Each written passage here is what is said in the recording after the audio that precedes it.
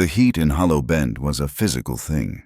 It wasn't just in the air, it was in the dust that coated every surface. A fine, reddish powder that worked its way into the seams of a man's trousers and the lines of his face. The sun didn't so much shine as it beat down, a relentless hammer against the anvil of the scorched earth. It bleached the color from the wooden facades of the general store and the saloon, turning them a uniform, ghostly gray. It warped the planks of the boardwalk and cooked the tar between the railroad ties until the air shimmered with a bitter, chemical smell. The town was little more than a pause, a breath taken by the railroad before it plunged back into the vast, unforgiving expanse of the plains. Trains were the only things that moved with any real purpose here. They thundered through twice a day, once heading east toward civilization and once west toward the promise of it, rattling the windows of Mrs. Gable's boarding house and kicking up a storm of grit that settled long after the last car had vanished over the horizon. For the people of Hollow Bend, life moved at the pace of melting molasses. Men in sweat-stained hats lingered in the slivers of shade cast by awnings, talking in low murmurs about the lack of rain and the price of cattle. Women moved behind drawn curtains, their lives measured in the slap of wet laundry and the sizzle of fat in a pan. It was a place where nothing was expected to happen, and so, nothing ever did. The silence was broken only by the clang of the blacksmith's hammer, the distant, mournful lowing of a cow, and the twice-daily roar of the train that served as the town's clock and its constant reminder of the world beyond. At the far end of this dusty main street stood the boarding house, a two-story structure that slumped a little to one side, as if exhausted by the effort of standing upright. Its paint, once a cheerful white, had surrendered to the sun and peeled away in long strips, revealing the weathered gray wood beneath. Inside, the air was thick with the smells of boiled cabbage, stale tobacco, and loneliness. A narrow staircase, groaning under the slightest weight, led to a long, dim hallway on the second floor. And in the very last room, the one with the window that looked out over the endless, shimmering plains to the south, lived Gabe Thorne. He was a man built on the same scale as the land he inhabited, tall, broad, and weathered into a kind of grim permanence. His shoulders were wide enough to block the doorway, and he moved with a slow, deliberate economy that suggested a great reserve of strength, carefully contained. His face was a roadmap of a hard life, etched with lines that the sun and sorrow had carved deep. A pale, jagged scar ran from his left temple down to the corner of his jaw, pulling the skin tight and giving him a permanent, lopsided intensity. His hair was the color of dark earth, thick and unruly, and his eyes, set deep beneath a heavy brow, were the flat, impenetrable gray of a storm-heavy sky.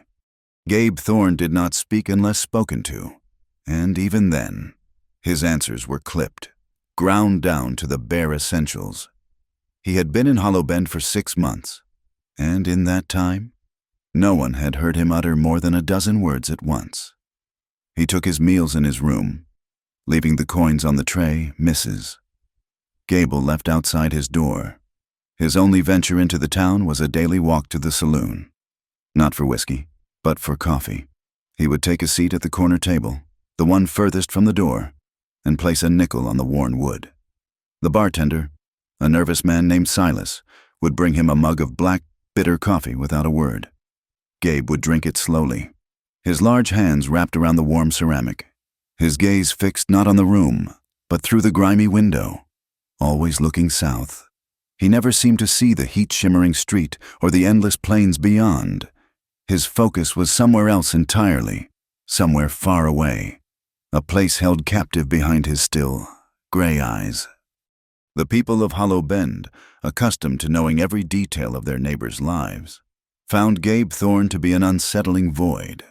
In the absence of facts, they filled the space with whispers. The whispers followed him like his own shadow, clinging to the silence he left in his wake. They said he'd been a soldier, not in the blue or the gray, but in some undeclared war fought in the borderlands. A mercenary who sold his gun to the highest bidder. The scar on his face, they speculated, was from a knife fight over a pouch of gold. Others claimed it was a Comanche arrow that had grazed him. The most persistent rumor, the one told in hushed tones after the third glass of whiskey, was about how he'd come to be alone. The story went that he had ridden with a partner, a younger man, almost a boy, who was as loud and cheerful as Gabe was silent and grim.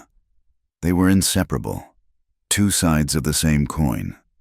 Then, one day, Gabe had ridden into a town not unlike this one, alone, with the boy's body slung over his saddle. He'd bought a shovel, walked out to the barren patch of land they called a cemetery, and dug a grave in the baked hard earth with his own 2 hands. He hadn't stopped. They whispered, not for water, not for rest. Even as his hands blistered and bled, he had buried his only friend with his bare hands, and a part of himself had gone into that grave with him. No one knew if it was true, but when they looked at the raw, scraped look of his knuckles and the profound, unshakable loneliness in his posture, it felt true, and so they feared him. They gave him a wide berth on the boardwalk, silenced their conversations when he entered the saloon, and watched him from behind their curtains. This silent, scarred man who seemed to be waiting for something, or perhaps waiting for nothing at all. His room was as sparse and unyielding as the man himself. A narrow bed with a single, coarse wool blanket, a small wooden table and one straight-backed chair, a washstand with a ceramic basin and pitcher. On a peg by the door hung his gun belt, the leather worn smooth and dark with use, the Colt revolver resting heavy in its holster. The room was clean, meticulously so. There was no clutter, no personal effects, nothing to suggest a past or a future. It was the room of a man who traveled light, a man who could pack his few belongings into a saddlebag in under a minute and disappear as quietly as he had arrived. The only thing that felt lived in was the chair by the window. The wood was worn smooth where his hands rested on its arms, where his back leaned against its slats. It was from this chair that he kept his vigil, watching the southern horizon as if he could will someone to appear on it. On a particularly oppressive afternoon in late August, the heat had finally broken. The sky, which had been a relentless, pale blue for weeks, was now bruised with dark, heavy clouds gathering in the south. A wind had picked up, not a cooling breeze, but a hot, restless gust that whipped dust into eddies and slammed a loose shutter against the side of the building with a steady, rhythmic bang. The air was thick with the smell of rain, a loamy, electric scent that promised relief but hadn't yet delivered. Gabe sat in his chair, the Colt disassembled on the table before him. He was cleaning it, a ritual he performed every few days. His movements were patient and precise, his large, calloused fingers surprisingly nimble as he wiped each component with an oiled rag. The metallic scent of the oil and the solvent mingled with the smell of the coming storm. The rhythmic clatter of the shutter was the only sound, a counterpoint to the deep silence of the room. He worked slowly, his mind as still and focused as his hands. He reassembled the weapon, the clicks of the cylinder spinning and the hammer being cocked sounding unnaturally loud in the charged atmosphere. He holstered the pistol and returned the gun belt to its peg. He stood and walked to the window, resting his hands on the sill. The wind was stronger now, carrying the first fat drops of rain, which splattered against the dusty glass like thrown pebbles. The southern sky was almost black. He watched it for a long time, his expression unreadable. He wasn't waiting for the storm. He was waiting for what might come with it. He was turning from the window when he heard it. It was not a sound from the street or the hallway. It was close, a soft, scraping noise, the sound of a window sash being carefully, quietly eased open in the room next to his, a room that had been empty for a month. Gabe froze, every sense in him sharpened to a fine point. He was not a man easily startled, but the sound was wrong. It was furtive, secretive. It didn't belong in the clumsy, noisy world of the boarding house. He stood perfectly still in the center of his room, listening. The wind howled, and the shutter banged, and for a moment, he thought he might have imagined it. Then came a faint creak of floorboards from the other side of the wall. Someone was in there. His hand went instinctively to the Colt, but he let it drop. A gun was loud. A gun asked questions he didn't want to answer. He moved to his own door, his boots making no sound on the wooden floor. He stood beside it, his back pressed to the wall, and listened to the hallway. Nothing. Just the muffled groan of the old building settling and the rising shriek of the wind. Minutes passed. The storm was getting closer. A low rumble of thunder vibrated through the floor. Then he heard it again, a soft footstep in the hall. It was hesitant, light, not the heavy tread of a man. The steps paused outside his door. The silence stretched, thick and heavy, broken only by the sound of his own steady breathing and the wild drumming of the rain that had now begun to fall in earnest. A soft, hesitant knock fell upon the door. 3 quick, light taps, barely audible over the storm. It was the knock of someone who was afraid of being heard, yet desperate to be let in. Gabe did not move. He waited. Another knock, a little more insistent this time. He took a slow breath and walked to the door. He didn't ask who it was. He didn't call out. He simply reached for the handle, turned it, and pulled the door inward. The hallway was dark, illuminated only by the faint, gray light from a window at the far end. A figure stood on his threshold, little more than a silhouette against the gloom. It was a woman. He could tell that much. She was slight and seemed to be clutching a bundle of cloth to her chest. The rain and wind howled through the open window down the hall, plastering strands of her hair to her face. She looked up at him, and even in the darkness, he could feel the sheer force of her desperation. Her voice, when it came, was a raw, breathless whisper, nearly lost in the noise of the storm. "I need a place to hide." He didn't move for a long second, his large frame filling the doorway, a human wall between her and the storm-lashed hallway. The woman stood before him, water dripping from the ends of her matted hair onto the floorboards, forming a small, dark pool at her feet. She was breathing in short, shallow gasps, as if she had run for miles and had only just stopped.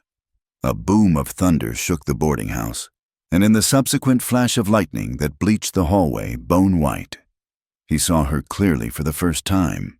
She couldn't have been more than 19 or 20. Youth was still etched in the soft curve of her cheek and the line of her jaw. But it was a youth that had been brutalized by hardship. Her face was smudged with dirt and streaked with rain, and a deep, ugly bruise was beginning to blossom high on her left cheekbone, a violent purple against the pallor of her skin.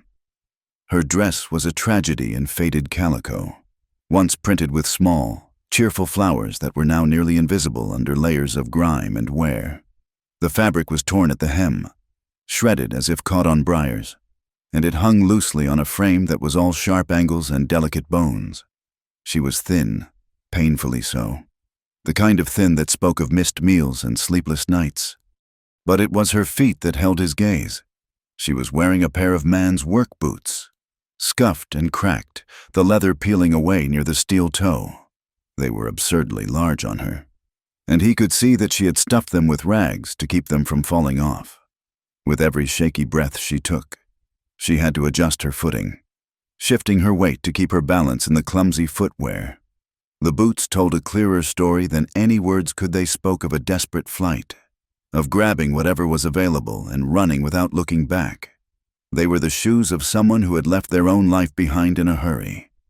The lightning faded, plunging the hallway back into gloom, but the image of her was seared into his mind. He lifted his gaze from the pitiful boots to her face again. Her hair, a dark, muddy brown, was plastered to her scalp and neck, tangled with what looked like bits of leaves and road dust. It was the hair of someone who had been sleeping in ditches and hiding in forests. Yet, through the filth and the fear, her eyes burned with a defiant light. They were wide and dark, and in their depths, a spark of untamed fire still flickered. They were the eyes of a cornered animal, terrified but not yet broken, ready to fight if he made a single wrong move. He'd seen eyes like that before, in men facing a firing squad, in wild horses before the breaker's rope. It was the look of a spirit that refused to be extinguished. She was trembling, a fine, uncontrollable shudder that ran through her entire body. Her arms were wrapped tightly around a small bundle clutched to her chest. It was a simple canvas sack, the kind used for grain or flour, cinched at the top with a piece of twine. It looked pitifully light, as if it held all she owned in the world. As his eyes adjusted to the dim light, he saw faded black lettering stenciled across the rough fabric, blurred by rain but still legible. 2 words stood out: Hacienda de Arman. The name hit him like a physical blow, a quiet detonation in the silence of his mind. Hacienda de Arman. It was a name tied to the south, to the very direction he stared at every single day. A name from a place of sun-baked adobe, violent men, and bitter memories. A muscle in his jaw clenched, the only outward sign of his internal turmoil. All the questions he refused to ask. Who was she? Who was she running from? Why had she come here suddenly had a possible and dangerous point of origin? The South had finally sent something back for him.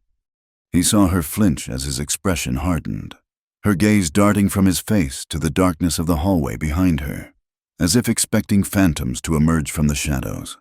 The hand clutching her sack tightened, her knuckles turning white. She was a breath away from bolting. He could see it in the tension of her shoulders, the way she coiled her body, ready for flight. He made a decision. It wasn't born of pity, a sentiment he had long since discarded. It wasn't born of charity. It was something more primal, a recognition of a shared state of being. She was hunted. He was haunted. They were 2 different kinds of fugitives, meeting on a stormy night at the edge of the world. Without a word, he stepped back from the doorway, pulling the door wider. It was not a gesture of welcome, but of simple allowance. An opening, a space. He moved deeper into the shadows of his room and gave a short, sharp nod toward the straight-backed wooden chair that sat by the window. His meaning was clear. Come in. Sit down. For a moment, she remained frozen on the threshold, her dark, fiery eyes searching his face for a trick, a trap. She saw nothing but a scarred, unreadable landscape. He didn't smile. He didn't offer any words of comfort. He simply waited, a monolith of silence, letting her make the choice. The wind howled down the hall, pushing at her back, urging her forward. With a final, hesitant glance over her shoulder, she shuffled past him into the room. The air inside was still and warm, smelling of gun oil and coffee. As she crossed the floor, the oversized boots made a clumsy, scuffing sound that seemed to profane the quiet of the space. She looked so terribly small and out of place in the Spartan room, a wild, storm-tossed thing set down in a place of rigid order. She moved toward the chair as if drawn by a magnet, her body craving a moment of rest. Mara, for that was her name, though he did not know it yet, sank onto the hard wooden seat. She did not lean back. She did not relax. Instead, she curled in on herself, drawing her knees up toward her chest and wrapping her arms around them, her precious canvas sack held tight in the embrace. She folded herself into the smallest possible space, a gesture of self-preservation, as if trying to make herself a smaller target. She looked like a fledgling bird that had been thrown from its nest, feathers soaked and broken, every muscle tensed for the next blow. She kept her eyes fixed on him, tracking his every move as he shut the door, the latch clicking into place with a sound of grim finality. The storm raged outside, the rain now a solid roaring sheet against the window pane. Gabe didn't light a lamp. The fading gray light of the evening and the occasional flash of lightning were enough. He walked over to the washstand, poured water from the pitcher into the basin, and dipped a corner of a clean cloth into it. He walked back to the table, set the damp cloth down, and then resumed his position standing near the wall, leaving a wide, neutral space between them. He was not a threat, but he was not a comfort either. He was merely a presence, a silent, watchful guardian of the room she now occupied. She watched the damp cloth on the table, then looked back at him. A question in her eyes, he gave another small, almost imperceptible nod. A permission. Slowly, hesitantly, as if her limbs were made of glass. She reached out and took the cloth. She brought it to her face and began to gently wipe away the layers of mud and grime. Her movements were slow, exhausted.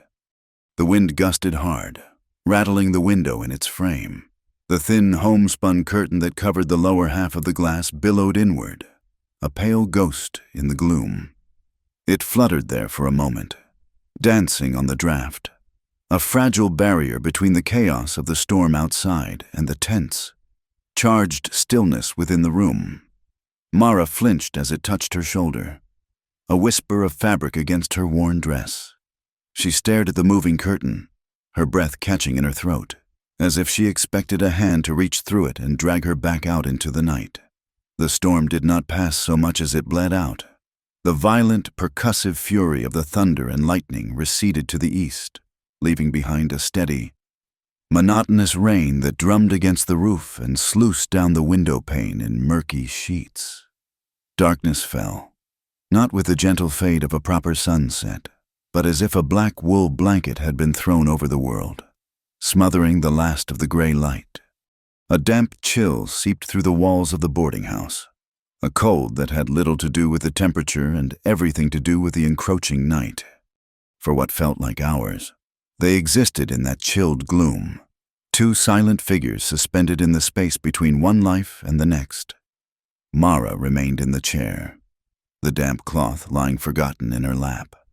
She had scrubbed her face clean, and the raw, abraded skin made the bruise on her cheek stand out in stark, ugly relief. She had not moved, had hardly seemed to breathe, but her eyes, wide and luminous in the dark, never left him. She watched him with the unwavering focus of a creature assessing a potential predator, trying to decipher the meaning of his stillness. Gabe stood by the far wall, a pillar of shadow. He was content to wait. Patience was a language he understood better than words. He had learned it in the sun-scorched plains of the south, waiting for an ambush that never came. He had learned it in the frozen mountains, waiting for a blizzard to pass. He could outwait the dark. He could outwait fear. He listened to the rain, to the creak of the old building, and to the faint, ragged sound of the girl's breathing. Finally, the cold in the room became a tangible thing, a presence that could no longer be ignored. Gabe pushed himself off the wall, his movement slow and deliberate, designed not to startle. Mara tensed in her chair, her small body coiling like a spring, but she did not bolt. He ignored her, crossing to the small, brick-lined hearth in the corner. He knelt, his large frame seeming to swallow the small space. From a wooden box beside it, he took kindling and a few split logs. His hands, which could expertly handle a revolver or a fighting knife, moved with a surprising, quiet grace. He laid the fire with an architect's precision, creating a small log cabin of wood shavings, kindling, and seasoned oak. He struck a match against the hearthstone. The flare of sulfur was unnaturally bright in the darkness, momentarily illuminating his face, carving it into stark plains and deep shadows. He touched the flame to the tinder. It caught, a tiny orange serpent that slithered through the wood shavings, growing bolder as it consumed the kindling. A soft, crackling sound filled the room, a counterpoint to the steady drumming of the rain. The fire took hold, and warm, golden light began to push back the shadows, painting the bare walls in flickering shades of amber and rose. Gabe remained kneeling for a moment, watching the flames, as if the answer to some unasked question lay within their dance. Then, he rose and returned to his spot against the wall, reassuming his vigil. The fire changed everything. It brought warmth, but it also brought a new kind of intimacy to the small room. The darkness had been a shared, anonymous space, The firelight was a stage. As if summoned by the light, Mara moved. The legs of her chair scraped against the floorboards, a harsh, grating sound in the quiet. She stood, her slight form silhouetted against the fire's glow. She still clutched the canvas sack to her chest like a shield. She looked at him across the flickering space, her face a mask of exhaustion and uncertainty. The moment stretched, taut and fragile. The unspoken question hung in the air between them. What now? Gabe's gaze traveled over her. He saw the way the firelight caught the dampness in her hair, the stark white of her knuckles where she gripped the sack, the unnatural stiffness of her posture. But mostly, he saw the garment she wore over her thin dress. It was a man's riding coat, several sizes too large for her, made of a heavy, coarse wool. It was caked with mud at the hem and stained with streaks of grass. It was a piece of armor she had wrapped herself in, a heavy, suffocating shell of fear and flight. It carried the smell of the road, of damp earth, of desperation. It was the physical manifestation of everything she was running from. His own voice sounded foreign in his ears when he finally spoke, a low, gravelly rasp, thick with disuse. The words came out slowly, hesitantly, as if he had to dredge them up from some deep, forgotten well. Take it off. The words hung in the air, stark and laden with a dozen possible meanings. In a different room, from a different man, they would have been a crude demand, a violation. But here, in the firelit silence, his tone was devoid of desire. It was flat, weary, and underscored with something that sounded almost like a plea. It was not a command. It was an invitation to shed the heavy, filthy skin of her ordeal, to leave the road, and whatever had happened on it, on the floor, to stop running, if only for one night, within the four walls of this room. Mara's breath hitched. A flicker of raw fear crossed her face, the instinctive reaction of a woman who had been given every reason to mistrust men. Her eyes darted to the door, her body tensing once more for flight. But she did not run. She held his gaze, and in the steady, impassive gray of his eyes, she found none of the greedy heat she might have expected. She saw only a vast, quiet emptiness, the reflection of a man who had seen too much to want anything anymore. She understood. She understood the true meaning of his words. Slowly, she nodded. But before she did as he asked, she turned and walked to the window. Her movements were stiff, her bare feet making soft, padding sounds on the floor.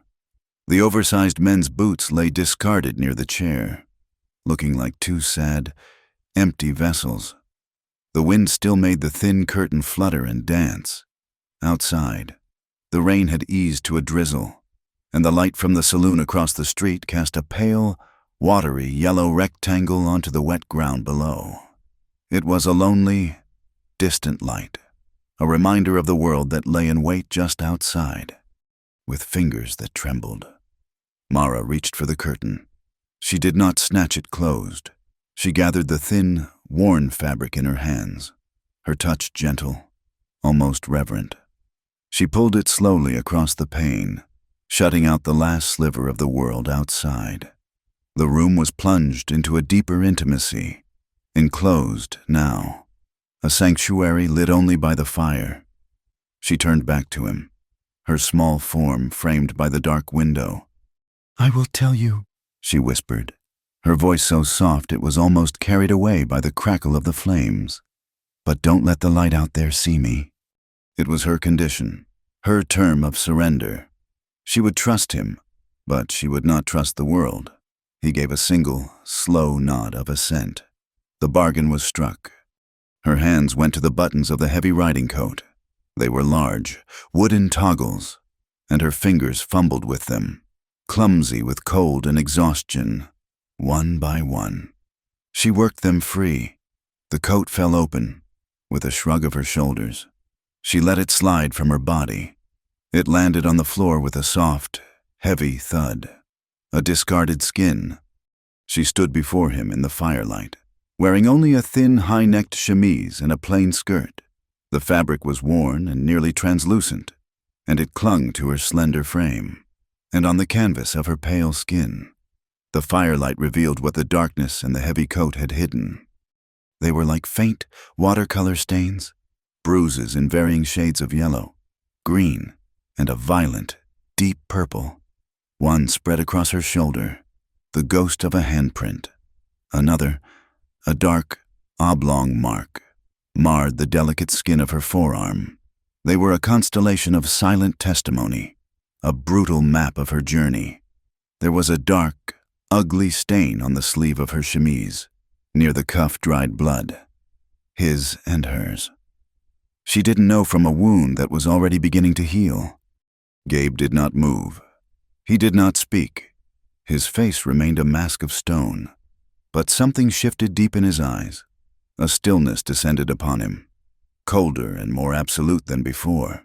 His right hand, hanging loose at his side, slowly curled into a fist, his knuckles turning white. He had seen the work of cruel men before. He had inflicted his own share of violence upon the world, but the sight of this girl, this child woman, marked and battered, standing brave and broken in the firelight, stirred something in him he thought had long since died. It was a cold, quiet rage, as patient and as deadly as the man himself. He looked at the marks on her skin, and he knew, with a certainty that settled deep in his bones, that he would kill the man who had put them there. The heavy wool coat lay in a heap on the floor, a dark, discarded creature. In the flickering firelight, the marks on Mara's skin seemed to pulse with a life of their own, a silent, brutal language that told a story of its own.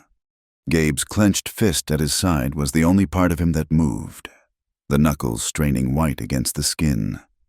The silence in the room was no longer empty. It was thick and heavy, charged with the violence she had brought in with her and the far older, colder violence that resided within him. He did not speak. Words were clumsy, useless things in a moment like this. They could not soothe the pain etched on her skin or erase the fear from her eyes. Words were for bargains and lies, for men who had something to gain. He had nothing left to gain and everything to protect, though he did not yet know why. Instead of speaking, he moved. He turned from her and went to the small crate that served as his pantry. From it, he took a battered tin pot, blackened by countless fires, and a small cloth pouch. He moved to the washstand, poured the remaining water from the pitcher into the pot, and set it on the small iron grate he had positioned over the flames. The fire licked at the bottom of the pot, hissing softly. He opened the pouch and pinched a measure of dark tea leaves, dropping them into the heating water. The scent, fragrant and slightly bitter, began to rise, cutting through the smells of rain and gun oil. It was a small, domestic act, an anchor of normalcy in a world that had tilted off its axis. From a hook on the wall, he took 2 tin mugs. He set them on the hearthstone to warm, their metal surfaces reflecting the dancing fire in distorted, wavering images. He performed these simple tasks with a focused, deliberate calm. It was a ritual, a way of imposing order on the chaos that had just walked through his door. Every movement was economical and precise, a testament to a life lived in camps and on the trail, where every wasted motion was a wasted breath. Mara watched him, her arms now crossed over her chest in a futile attempt at modesty, at hiding the story her body told. She watched his large, scarred hands handle the small pouch of tea and the tin mugs with an unexpected gentleness. These were hands that had, according to the town's whispers, buried a man. Hands that were calloused and shaped by the grip of a pistol and the reins of a horse. Seeing them perform this simple, comforting task was so incongruous it made her head spin. When the water began to simmer, sending a plume of fragrant steam into the air, Gabe took the pot from the fire, using a corner of his shirt to protect his hand from the hot handle. He poured the dark, steaming liquid into the 2 mugs. He picked one up and turned to her. He didn't extend it toward her where she stood. Instead, he walked back to the hearth and sank to the floor, sitting cross-legged on the rough-hewn planks. his back resting against the wall. He placed one mug on the floor beside him and held the other in his hands, letting its warmth seep into his palms. He looked into the fire, his profile hard and impassive, and waited. His meaning was clear. He was not bringing the comfort to her. He was inviting her to come to it, to the circle of warmth cast by the fire, to the small truce he had created. She hesitated for a long moment, a deer poised on the edge of a clearing. Then, with a slow, deliberate shuffle, she crossed the room and sank to the floor near him. She did not sit beside him, but a few feet away, close enough to feel the heat from the fire, but with enough space between them to preserve the fragile boundary of her fear. She picked up the mug he had left for her. The tin was hot, almost too hot to hold, but she welcomed the searing heat. It was a real, present sensation, something to focus on other than the phantoms chasing her. She wrapped her slender, trembling fingers around it and drew her knees up to her chest, making herself small once more. They sat in silence for a long time. The only sounds the crackle and pop of the burning logs and the soft sigh of the dying wind outside. The heat from the fire and the mugs radiated between them, a tangible presence in the quiet. It was a warmth that did not burn the skin, but seemed to aim for a deeper, colder place within them both. Gabe drank his tea slowly, his gaze fixed on the flames. He did not look at her. He gave her the gift of his inattention, allowing her the space to gather the shattered pieces of herself. The story came out of her in pieces, like shards of a broken pot, the sharp edges softened by the steam and the flickering light. Her voice was a low, unsteady whisper, and she spoke to the fire. Not to him. "My father, he had a small ranch, south of here," she began, her voice cracking on the word father. "Good land, but never enough water. Never enough luck." She took a shaky sip of the hot tea. The liquid scalded her tongue, but it was a grounding pain. He borrowed money from him, from a man named Armin.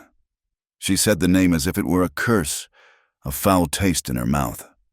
Senor Armand owns everything down there. The land, the water, the people. He has owner's eyes. When he looks at something, he believes it already belongs to him. Gabe's expression did not change, but he stopped drinking. He lowered his mug, his hand resting on his knee, his stillness absolute. He knew the name.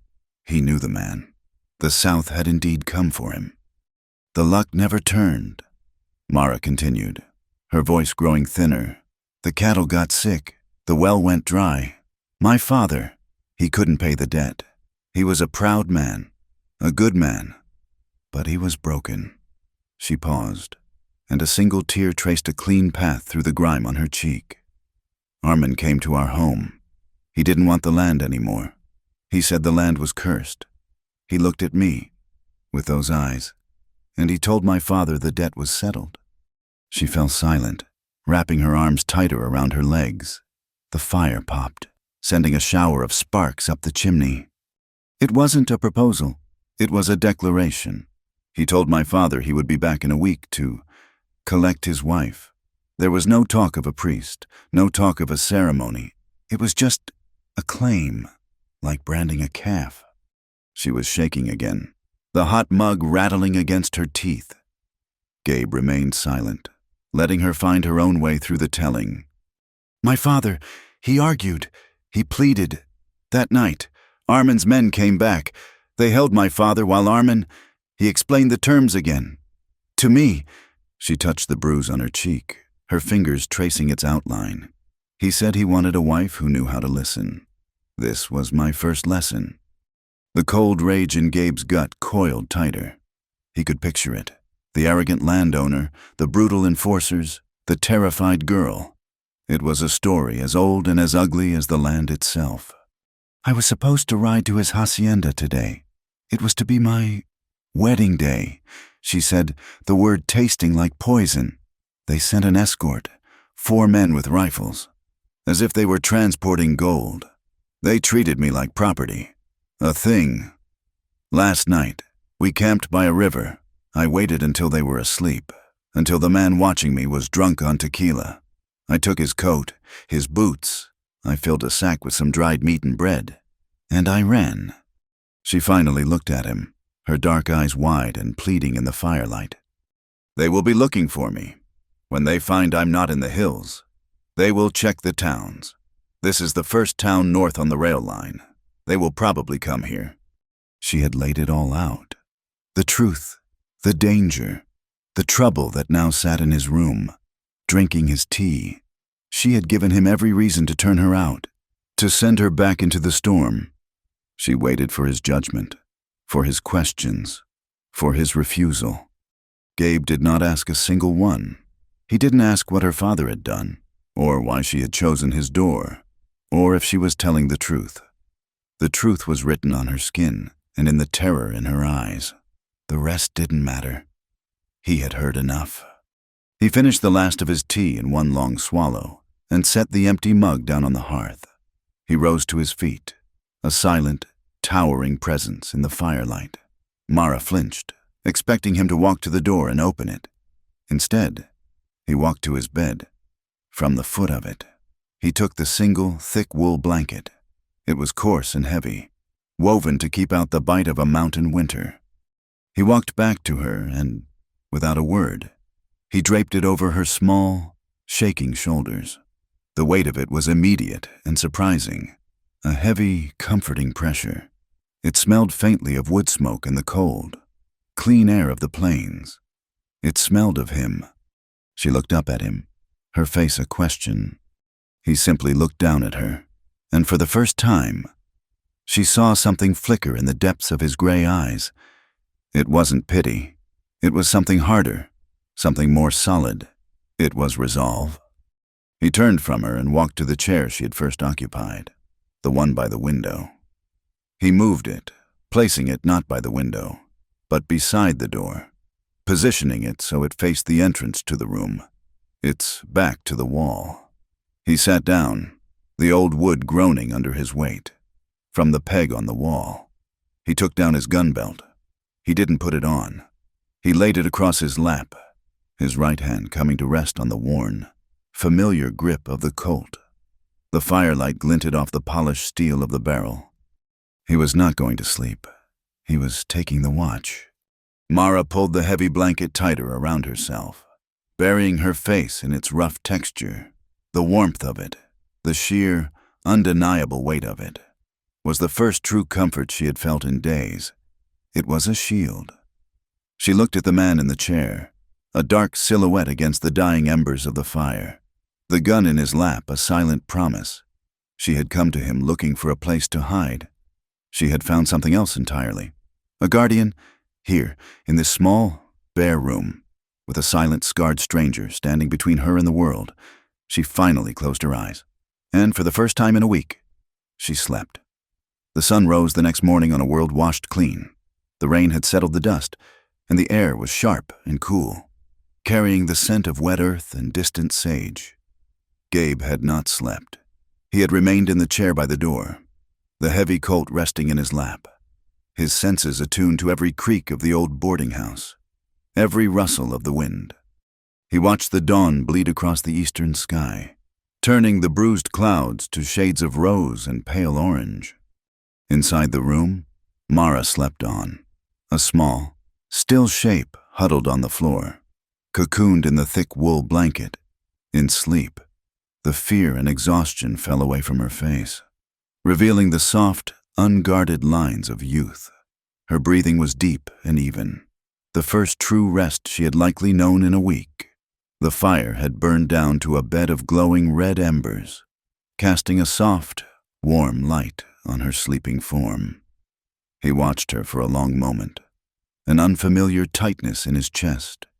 She was a stray, a storm-blown bird that had landed on his windowsill, and he felt a fierce, primal instinct to shelter her from the world that had tried to break her. Quietly, so as not to wake her, he rose. His joints ached from the night spent in the chair, but he ignored the discomfort. He added a few small logs to the embers, coaxing the fire back to life. He filled the tin pot with water and set it to boil for coffee. While it heated, he slipped out of the room, closing the door behind him with a barely audible click. He found the proprietor, Mrs. Gable, a stout woman with a perpetually worried expression. Sweeping the front porch, she looked up, startled. As he approached, most of her tenants were still abed. "Mr. Thorne," she said, her hands tightening on her broom. He kept his voice low. "The room next to mine, it's empty." "Yes, sir. Has been for a month." He reached into his pocket and pulled out a small roll of bills, peeling off more than enough for a month's rent. "My cousin arrived late last night. She'll be taking it." He placed the money in her hand, his gaze steady and unyielding, daring her to question him. Mrs. Gable looked from the money to his hard, scarred face. 1,000 questions flickered in her eyes, but she asked none of them. The story was thin, but the money was real. In Hollow Bend, that was enough. "Of course. Mr. Thorne, I'll fetch a key." "No need," he said, his tone leaving no room for argument. "The lock is broken. Just see that she's not disturbed." He returned to his room to find Mara awake. She was sitting up, the blanket pooled around her waist, her eyes wide and alert, tracking the sound of his footsteps. The moment she saw it was him. A measure of the tension eased from her shoulders. He said nothing about his transaction with Mrs. Gable. He simply poured 2 mugs of coffee and handed one to her. She took it, her fingers brushing his, and a jolt, small but unmistakable, passed between them. And so their life began. A quiet, 2-person play performed on the small stage of 2 boarding house rooms. The days fell into a rhythm, governed not by words, but by shared tasks and unspoken understandings. The threat from the south was a constant, low hum beneath the surface of their lives, a storm gathering just over the horizon. But in the fragile peace of the present, they began to build something that resembled a home. Mara, driven by a deep-seated need to earn her keep, to be something other than a burden, took over the small domestic chores. She began with his dishes, the single tin plate and mug he used for every meal. She would take them down to the communal pump in the backyard, her movements furtive at first, her head bowed, avoiding the curious glances of the other boarders. She scrubbed them with a fierce intensity, as if she could wash away her own past along with the grime. When she returned them to his room, clean and dry, he would find them placed precisely on the corner of his small table. It was her first offering, a small payment in a currency of care. She took to gathering firewood. Each afternoon, she would venture a little further from the boarding house, her canvas sack slung over her shoulder, her eyes scanning the sparse, scrubby landscape for fallen branches and dry wood. The oversized boots he had found for her a pair discarded by a railroad worker, bought from Mrs. Gable for 2 bits were still too large, but they were sturdy, protecting her from snakes and sharp rocks. These walks were her only time alone, and she cherished them. The vast, empty landscape that had once terrified her now offered a kind of solace. Out here, under the immense, indifferent sky, she felt small, but also anonymous, hidden in plain sight. One afternoon, she found one of his shirts, a coarse blue chambray, folded on his bed. The elbow was worn through, a ragged hole that spoke of hard labor. In her own room, she found a small sewing kit left behind by a previous tenant, a few needles, a spool of gray thread. She sat in the chair by her window, the same window she had climbed through that first night, and began to mend the tear. Her stitches were not perfect, but they were small and tight, a neat, dense patch of gray against the faded blue. It was an intimate act, her fingers tracing the worn fabric, imagining the arm that would fill the sleeve. She folded the shirt and left it where she had found it. That evening, when Gabe returned to his room, he saw the shirt. He picked it up and ran his thumb over the mended elbow. The patch was sturdy, honest. He looked at the closed door to her room, a long, unreadable expression on his face. He said nothing of it when he saw her later, but the next day, he left a small bar of scented soap on her washstand, a luxury he must have purchased from the general store. It was his reply. While Mara's world was centered on the small, interior spaces of their rooms, Gabe's work moved outward. He was a man who thought with his hands, who expressed himself in deeds, not words. The silent, watchful man who only drank black coffee and stared south was suddenly a man of purpose. He started with the roof, directly above their rooms. A section of shingles had come loose in the storm. He spent a day up there, stripped to the waist in the hot sun, his scarred back a testament to old battles. He worked with a relentless, steady rhythm, the sound of his hammer a constant, reassuring beat throughout the day. He was not just fixing a roof. He was fortifying their shelter, making it sound and secure. Then, in the dusty patch of land behind the boarding house, he began to build. He salvaged old lumber from a collapsed shed at the edge of town, carrying the weathered planks on his broad shoulders. Over the course of a week, he constructed a small, sturdy chicken coop. The townsfolk watched, mystified. Silas, the bartender, leaned over the counter and muttered to one of his regulars, "What's a man like Thorne want with chickens? He ain't a settling man." But Mara understood. Chickens meant eggs. Eggs meant a steady source of food, something that wasn't dependent on the general store or his dwindling money. Food meant they could stay. The coop was not made of wood and nails. It was made of foresight. It was a promise of a future, a small, defiant claim staked against the uncertainty of their lives. When he finished, he traded a silver dollar for 2 scrawny hens from a local farmer's wife. Mara took over their care, and the quiet clucking of the birds became a new, welcome sound in their silent world.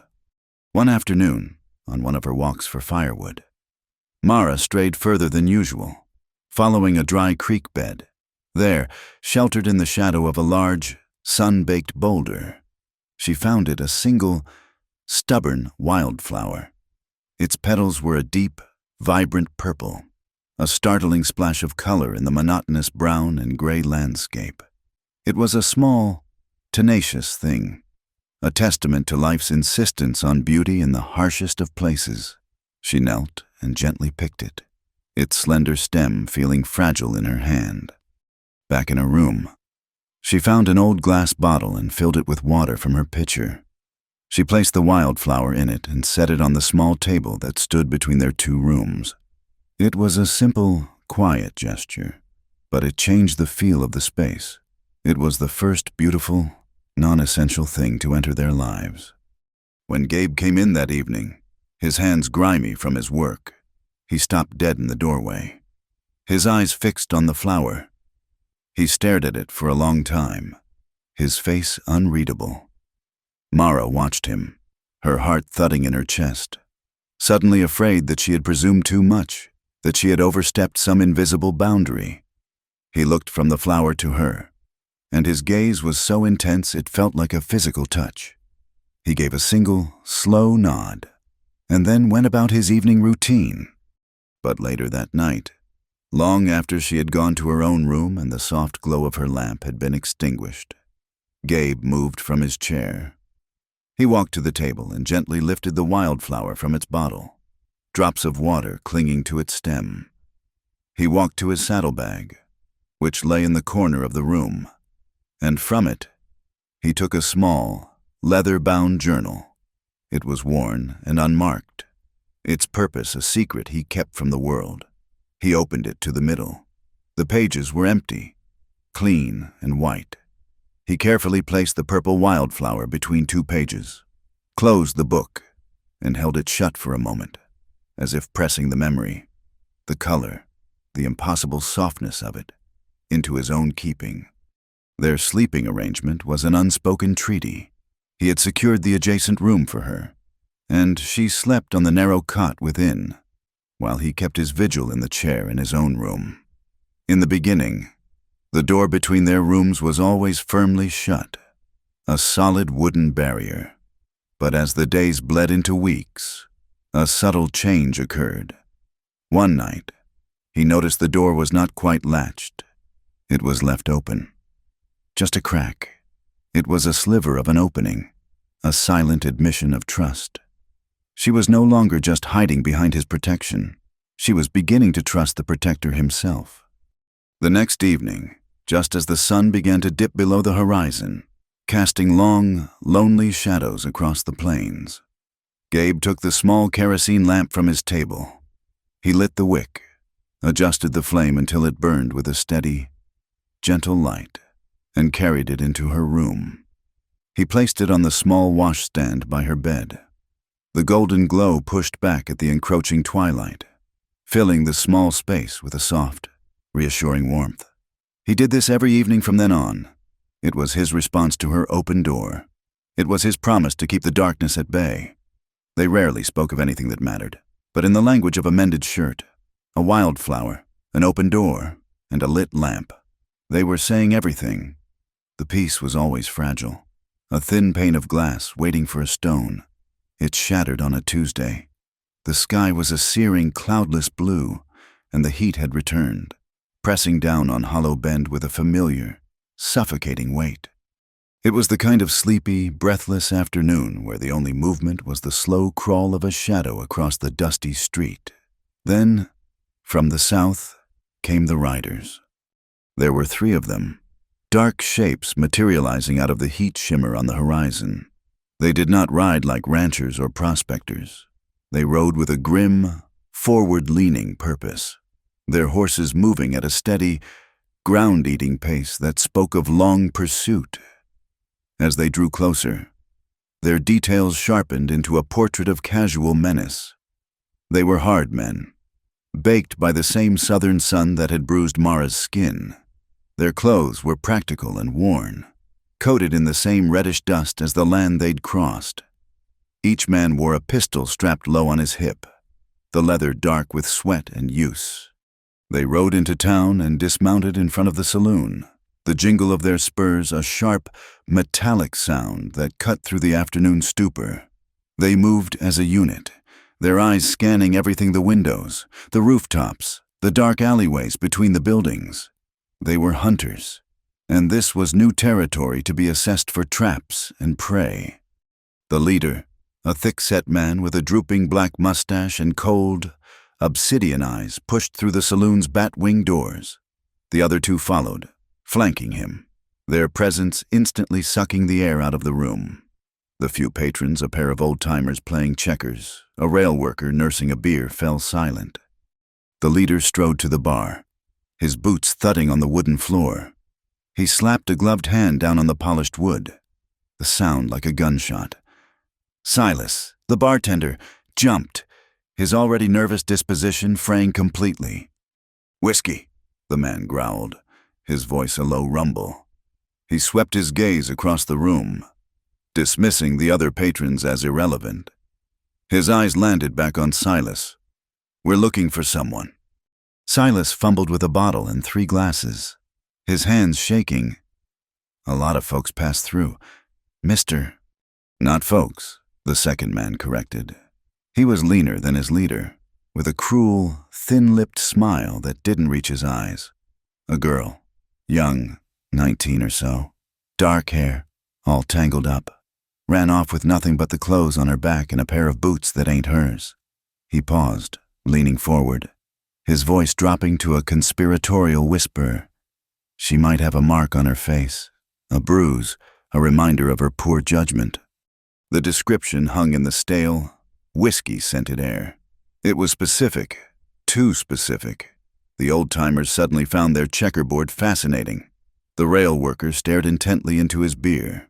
In a town as small as Hollow Bend, a newcomer like Mara was noticed, even if she kept to herself. Her bruised cheek had been the subject of more than a few hushed whispers. Silas paled, wiping a clean section of the bar with a damp rag. "Can't say I've seen anyone like that," he lied, his voice thin. The leader's obsidian eyes narrowed.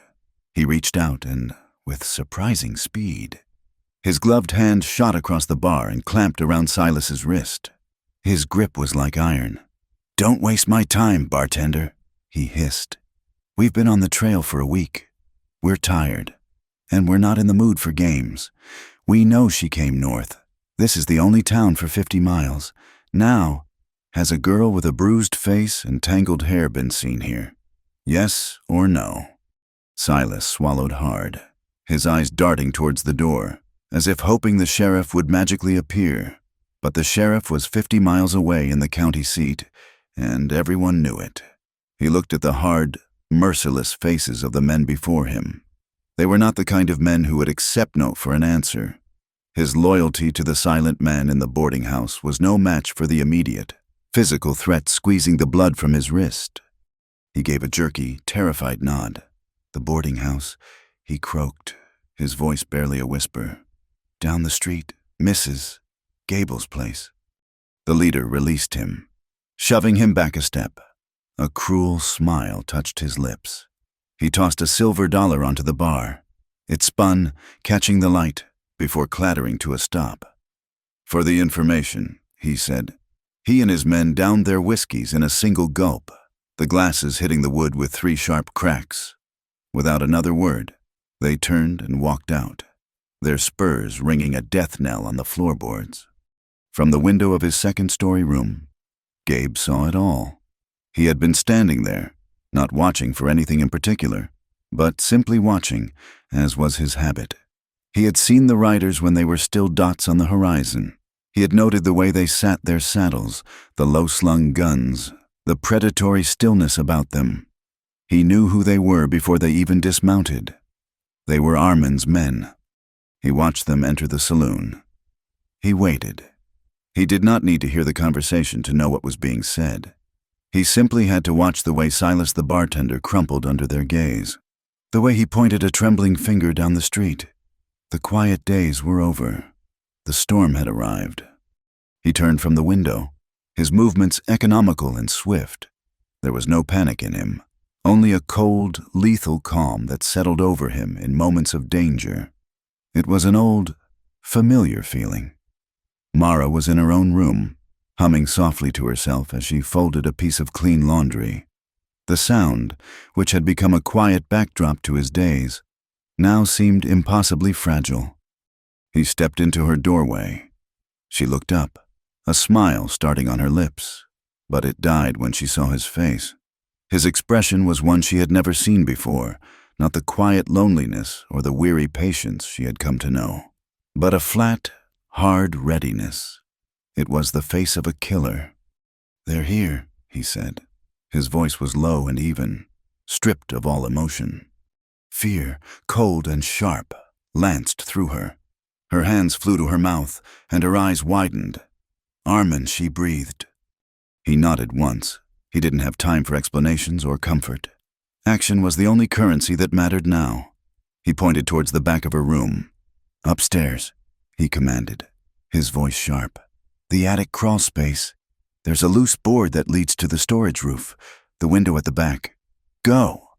For a heart-stopping second, she was frozen, her mind reeling.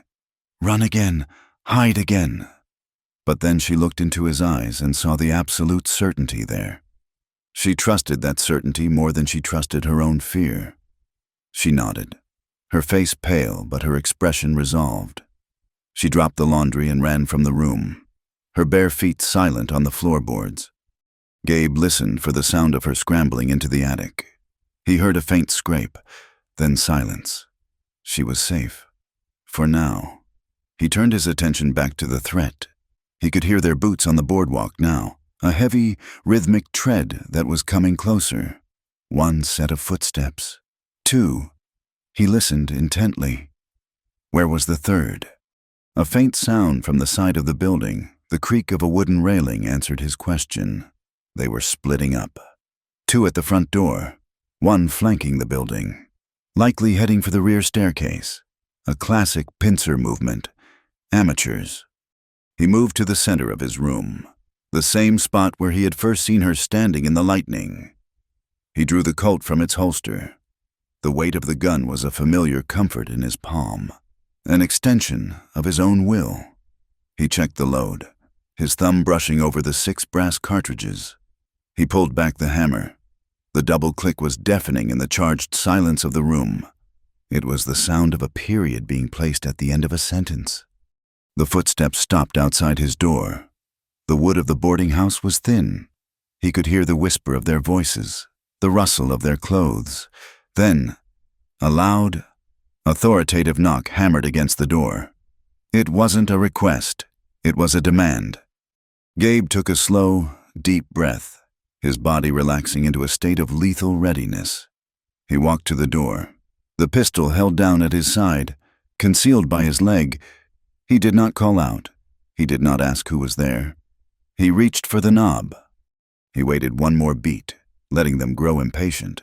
Then, he turned the knob and pulled the door inward with a smooth, swift motion. 2 men stood in the hallway, their bodies blocking the dim light.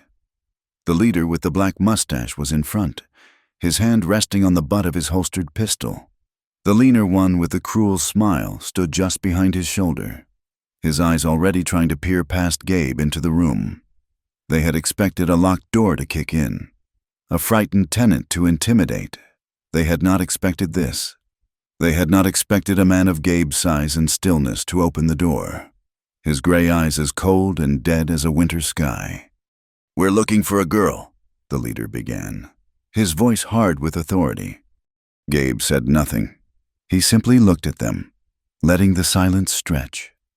The leader's eyes narrowed, taking in Gabe's scarred face, his broad shoulders, the sheer, unmovable presence of him. A flicker of uncertainty crossed his face. This wasn't going to be as simple as terrorizing a bartender. "There's no girl here," Gabe said, his voice a low, flat rumble that seemed to vibrate in the narrow hallway. "You've got the wrong room." "We'll be the judge of that," the second man sneered, and he made to push past Gabe into the room. It was the last mistake he would ever make. But even as the confrontation at the door reached its flashpoint, another, quieter drama was unfolding. The third rider, a wiry man with a nervous, darting eyes, had crept up the rickety rear staircase that led to the second floor. He moved with a practiced stealth, his boots making only the slightest whisper of sound on the weathered steps. He reached the top of the landing, his back to the wall, his own pistol now drawn. He could hear the low murmur of voices from the front of the hallway. His job was to cut off the escape route, to trap their quarry from behind. He began to move silently down the hall, checking the doors, a predator closing in on a sound he could not yet see. The crawl space was a tomb of dust and forgotten things, smelling of dry rot and mouse droppings. Crouched in the suffocating darkness, Mara listened to the muffled sounds from below. The heavy tread of boots on the boardwalk, the murmur of voices. Then, Gabe's voice, a low, flat rumble that carried through the floorboards, a sound like stones grinding together. And then other voices, harsher, demanding. Every instinct screamed at her to stay put, to burrow deeper into the darkness and pray for it to be over. This was what she had done her whole life: be small, be quiet, be invisible. But something had shifted in the quiet days she had spent in this place. The mended shirt, the wild flower, the lamp he lit for her each night, they were small things, but they had stitched a new kind of resolve into the fabric of her being. Listening to the confrontation below, a new, terrifying thought pushed aside her fear. Gabe was down there, standing between her and them. He had made himself a wall, and walls, she knew, could be broken. The instinct to flee was overwhelmed by a more powerful, more terrifying impulse, the need to fight back, not just for herself, but for the sanctuary she had found, for the silent man who had offered it. Slowly, silently, she backed out of the crawl space. Her feet found the floor of the attic, and she crept towards the stairs. The sounds from the front of the house grew louder now, the tension in the men's voices a palpable thing.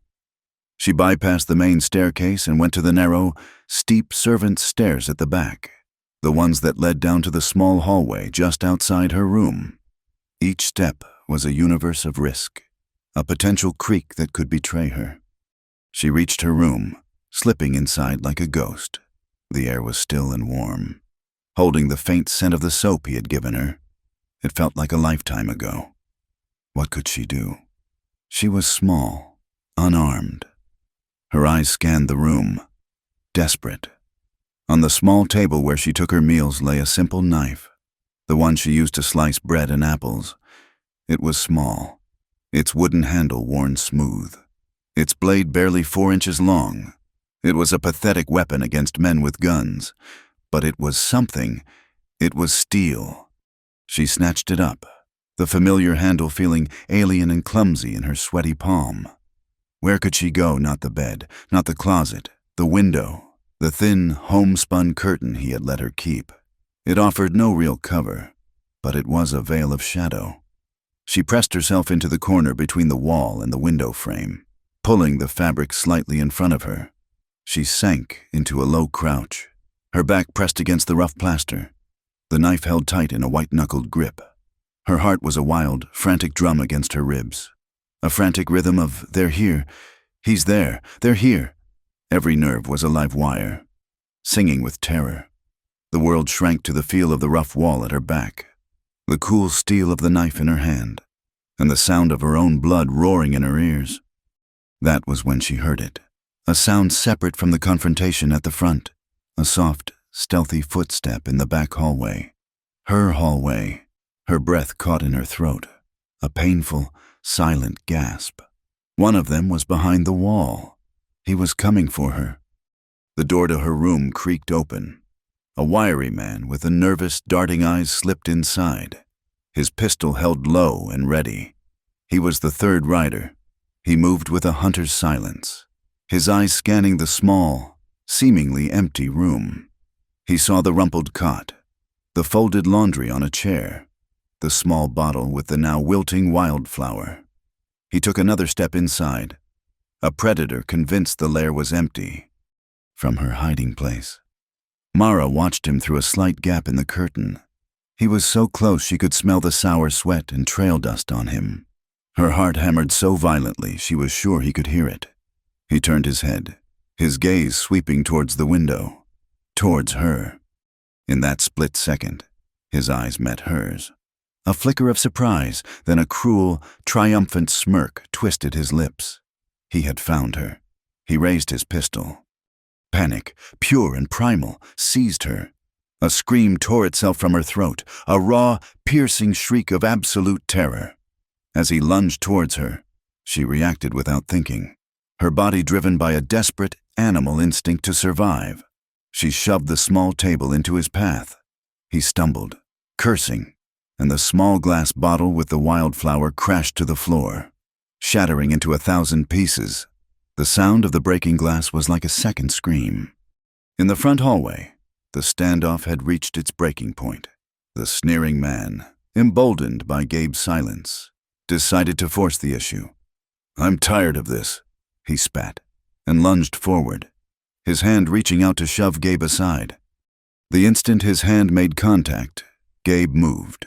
It was not the clumsy brawling of a saloon fight. It was a movement of brutal, economic grace. He deflected the man's arm with his left hand and brought the barrel of the Colt up in a short, sharp arc, striking the man squarely on the temple. The man crumpled without a sound, his eyes rolling back in his head. It was in that precise moment that Mara's scream ripped through the boarding house, followed by the crash of breaking glass. The sound hit Gabe like a physical blow. Mara, the leader, stunned by the speed of his partner's collapse, was just beginning to draw his own weapon, but Gabe's attention was already gone, his head snapping around, his eyes wild with a sudden, terrible fear he had not felt in years. He was turning back towards the interior of the house, towards the sound of her terror. That turn saved his life. The leader's gun roared, the explosion deafening in the narrow, enclosed space. The bullet, aimed for the center of Gabe's back, instead tore through the air where his head had been a second before. It ripped past his cheek, a searing, white-hot kiss of lead that left a bloody furrow in its wake. The force of it spun him around, and for a blind, disoriented second, The world was nothing but the acrid perfume of gunpowder and a high-pitched ringing in his ears. Then his training, the deeply ingrained instinct of 100 life-or-death fights, took over. He didn't touch his cheek. He didn't pause. He brought the Colt up and fired. His shot was low and instinctive. Aimed at the center of mass, the bullet slammed into the leader's chest, throwing him back against the wall with a sickening thud.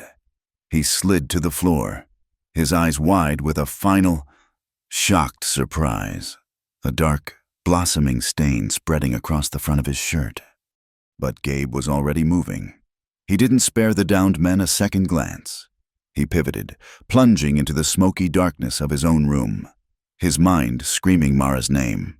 The house was a death trap of tight corners and thin walls. He knew the third man was in there with her. Back in Mara's room, the world had descended into a nightmare of chaos. The wiry man had recovered his footing. His face was contorted with rage, the triumphant smirk replaced by a vicious snarl. He saw the pathetic little knife in her hand and laughed. A short, ugly bark. He lunged, not for the knife, but for her, his free hand grabbing a fistful of her hair, yanking her head back with brutal force. The knife clattered uselessly to the floor. Pain, sharp and blinding, exploded in her scalp. He slammed her back against the wall, the impact knocking the breath from her lungs. His face was inches from hers, his breath hot and foul.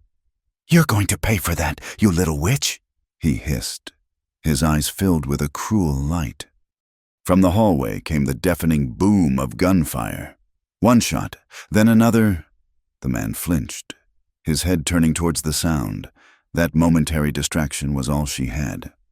Her terror was a fire in her veins, but beneath it was the cold, hard certainty that if she didn't fight, she would be dragged back to a fate worse than death.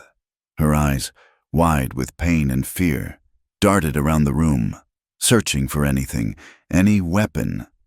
Her gaze fell on the small hearth in the corner of her room, and the simple set of fire irons resting beside it. A shovel, a brush, and a poker. A solid bar of black iron, with a hooked end for tending the logs. With a surge of adrenaline-fueled strength she didn't know she possessed, she brought her knee up hard, driving it into his groin. The man grunted in pain, his grip on her hair loosening for a fraction of a second. It was enough. She tore herself free, stumbling, scrambling on her hands and knees towards the fireplace. She was not thinking, only moving, her entire being focused on the single goal of reaching the iron poker. His hand shot out and grabbed her ankle, his fingers digging into her skin like claws. He started to drag her back across the floor. "Oh, no, you don't," he snarled. Her fingers brushed against the cool, rough iron. She curled her hand around the shaft of the poker, its weight solid and real. With a guttural cry that was part sob, part roar, she swung it back over her shoulder in a wild, desperate arc. She wasn't aiming. She was simply striking out at the source of her pain, the monster that was trying to drag her back into the dark. The heavy iron hook connected with the side of his head with a dull, wet thud that was sickeningly final. The man's grip on her ankle went limp. He made a soft, sighing sound, and his body went slack, collapsing onto the floorboards in a heap. Mara scrambled away, crab-walking backwards until her back hit the far wall. She sat there, panting, the heavy iron poker still clutched in her two hands, her knuckles white. Her entire body was trembling, a violent, uncontrollable quake that started deep in her bones. She stared at the unmoving form on her floor, at his tangled hair and the dark, spreading patch of blood. The room was filled with the coppery tang of it. She felt a wave of nausea rise in her throat, but she swallowed it down.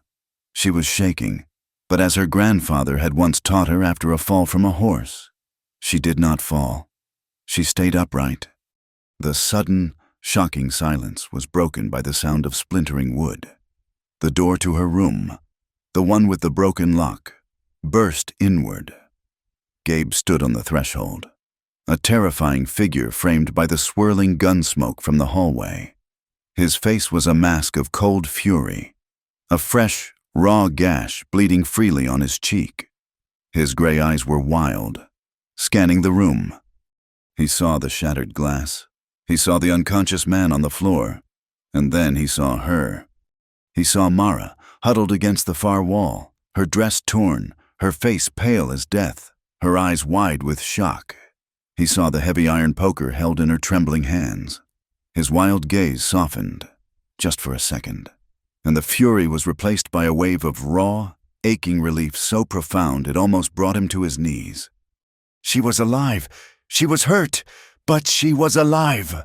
The gun smoke was a thick, choking fog, burning his eyes and throat.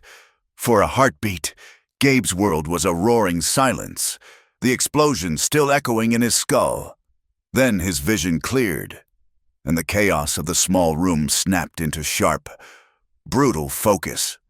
The broken glass crunching under his boots, the still, dark shape of the man on the floor, and Mara, huddled against the wall, a pale ghost in the gloom.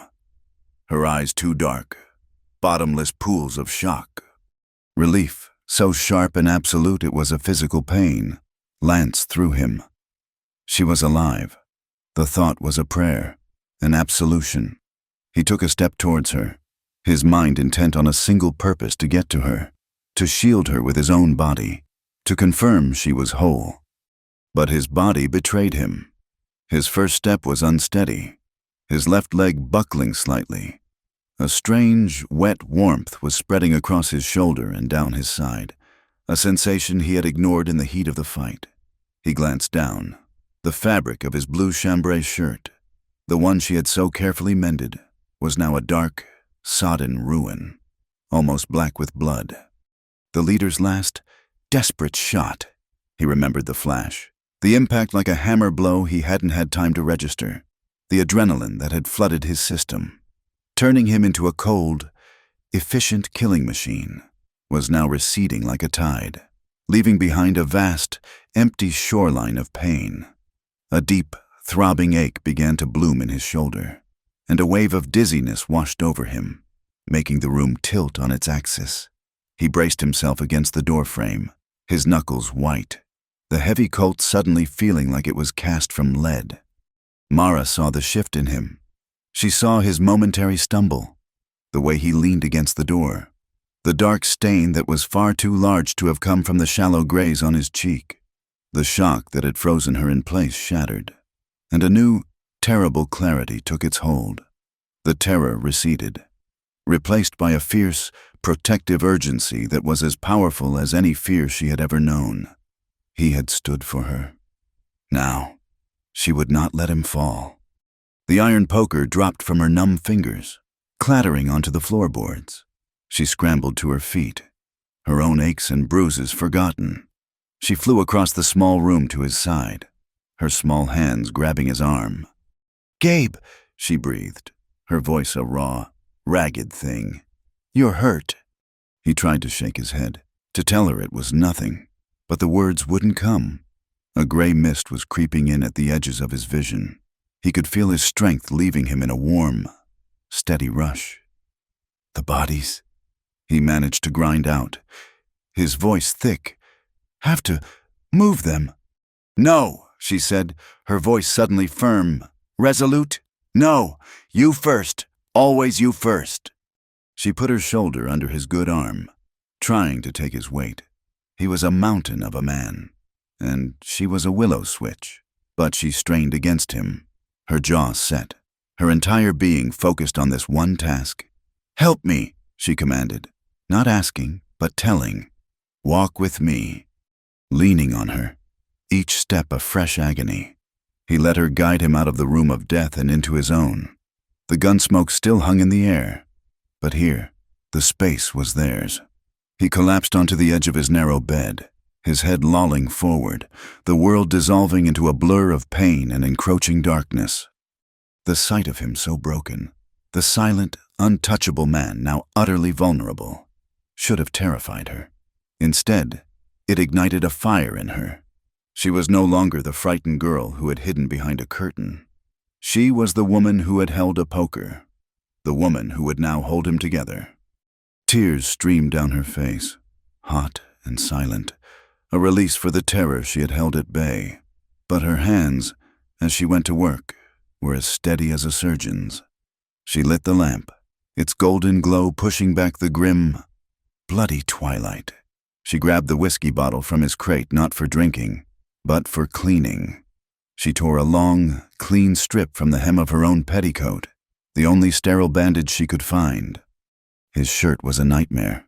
The fabric was stuck to the wound with drying blood, gently, her fingers working with a delicacy she didn't know she possessed. She used the small knife from her room to cut the shirt away. As the cloth fell back, the wound was revealed. It was ugly. The bullet had gone in high on his left shoulder, tearing a ragged path through the muscle near his collarbone. It was bleeding sluggishly, a deep, dark well of his life seeping out onto the sheets. Her breath hitched, a sob catching in her throat, but she forced it down. Crying would not help him. She poured a generous amount of whiskey onto a clean rag. "This will hurt," she whispered, her voice a soft apology. She pressed the stinging cloth to the wound. Gabe, who had been drifting in a gray fog, jerked back to consciousness with a sharp, ragged gasp of pain, his body going rigid. His good hand shot out and clamped around her wrist, his grip surprisingly strong. His eyes, clouded with pain, bored into hers. For a moment, she saw the wild, cornered animal in him, the man who trusted no one. "It's me," she said softly, her voice unwavering, her gaze holding his. "It's only me. I'm not going to hurt you. I'm helping you." He stared at her for a long, tense moment. He saw the tears on her cheeks, but he also saw the resolve in her dark eyes. He saw the steady strength in the small hand that held the stinging rag. Slowly, the tension in his body eased, his grip on her wrist loosened, his fingers sliding away. He slumped back against the pillows she had propped behind him, surrendering himself to her care. She worked for what felt like an eternity, her world shrinking to this single, terrible task. She cleaned the wound as best she could, her movements sure and methodical. She packed it with strips of cloth to stanch the bleeding, her hands covered in his blood. She wrapped the makeshift bandage tightly around his shoulder and chest, pulling the fabric taut, creating a pressure dressing that was both crude and effective. When she was done, she sank back on her heels, her entire body trembling with exhaustion and the aftershocks of adrenaline. He was pale, his skin slick with a cold sweat, but the bleeding had slowed to a mere ooze. His eyes were closed, his breathing shallow but even. She gently wiped the blood and sweat from his face with a cool, damp cloth, her touch as soft as a prayer. She cleaned the gash on his cheek, her fingers tracing the jagged line of his old scar. He opened his eyes. They were no longer clouded with pain, but lucid, and filled with a profound, aching weariness. He looked at her tear-stained face and blood-soaked hands, at the torn hem of her dress. He saw the wreckage in the other room, and he saw her, the impossible, brave heart of it all. His voice was a mere ghost of its former rumble, a dry, cracked whisper. "Don't run anymore." It was not a command, it was a plea. Stripped bare of all his pride, all his defenses. It was the terrified whisper of a man who had been alone his entire life and had, for the first time, found something he could not bear to lose. He was not asking her to stay for her own sake, but for his. Tears welled in her eyes again, but these were different. They were not for the fear or the pain, but for the raw, broken beauty of his words. She leaned closer, her hand coming to rest on his cheek, her thumb stroking the rough stubble on his jaw. "I don't want to leave," she whispered, and the words were a vow. An anchor dropped in the storm. "I'm not running anymore. I'm home." A flicker of something relief, wonder. A fragile peace passed across his face. His eyes slid shut, and exhaustion finally claimed him, pulling him down into a deep, healing darkness. Mara did not sleep. The night was a long, slow vigil marked by the rhythm of his breathing. She pulled the single chair to his bedside and sat, a sentinel guarding his slumber. The adrenaline had long since faded, leaving behind a bone-deep weariness and a mind that refused to be still. The events of the evening replayed themselves in a terrifying loop: the wiry man's cruel smirk, the crash of the bottle, the sickening thud of the iron poker, the smell of blood. She would shudder, wrapping her arms around herself, but then her gaze would fall on Gabe, on the steady, slow rise and fall of his chest, and a calm would settle over her. He was her anchor, her purpose. She spent the night tending to him, when a fever set in, making him shiver and mutter in a restless sleep. She bathed his forehead with cool water, her touch gentle, her whispers soothing. She refilled the water pitcher from the pump downstairs, moving through the dark, silent boarding house like a wraith, ignoring the grim, closed doors of the other rooms. She held a cup of water to his lips when he grew restless, helping him drink. In the deepest, quietest hours of the night, when the only sound was his breathing, she picked up the small, leather-bound journal that had fallen from his saddlebag. She held it in her lap, her fingers tracing the worn, smooth cover. She did not open it. It felt too sacred, a part of him she had no right to see, but she held it, feeling the weight of his unwritten stories, his unspoken past. She thought of the wildflower pressed between its pages, a small, secret piece of beauty he had kept, and she felt an overwhelming wave of tenderness for this hard, silent man.